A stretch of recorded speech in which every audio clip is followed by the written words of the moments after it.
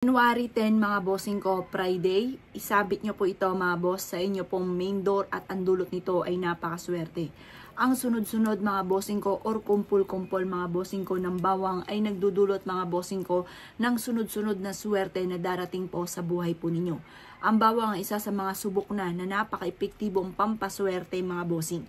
Kung ikaw nga po ay lubog sa utang, gumamit ka po mga bossing ko ng golden bawang at ganoon din po ang bulak para kaagad po inyo itong mababayaran.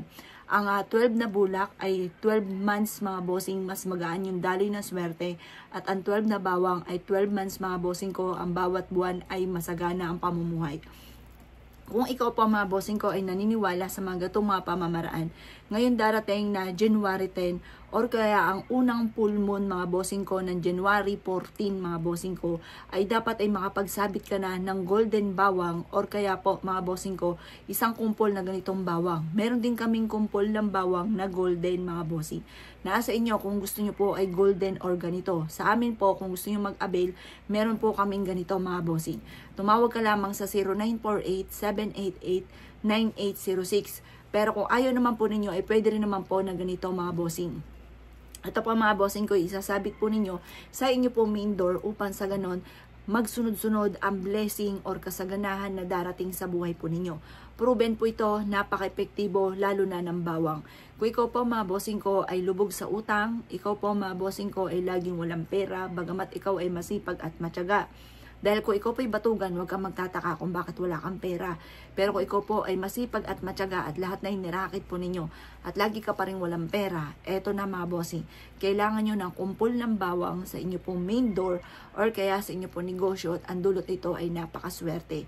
Kung kayo po'y may kakayahan, lahat po ng inyo pong pintuan, mapa backdoor at main door ay lagyan nyo po nito at maging sa inyo pong negosyo. Ito po mga bossing ko ay tutulungan ka para maalis ang kamalasan sa buhay po ninyo. Or kaya yung mga papasok na kamalasan ay maitaboy kaagad ng ating pong bawang.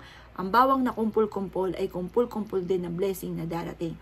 Kumbaga'y siksik-liglig at umaapaw, napakaraming blessing araw-araw na darating po sa inyo. Basta kailangan kapag ikay merong ganito ay lalo mong sisipagan. At para may patutunguhan ng inyong pagiging masipag at matyaga, ay maglagay ka ng mga pampaswerte at pantaboy ng mga kamalasan sa inyong main door, sa inyong negosyo, or kaya sa inyong pong back door mga bossing. At ang dulot ito ay napakaswerte. Ito po mga bossing ko ay isa sa mga pamamaraan at napaka-epektibo upang sa ganon kayo po ay mawala na mga kamalasan na pinagdadaanan ninyo. Proven po ito mga bossing.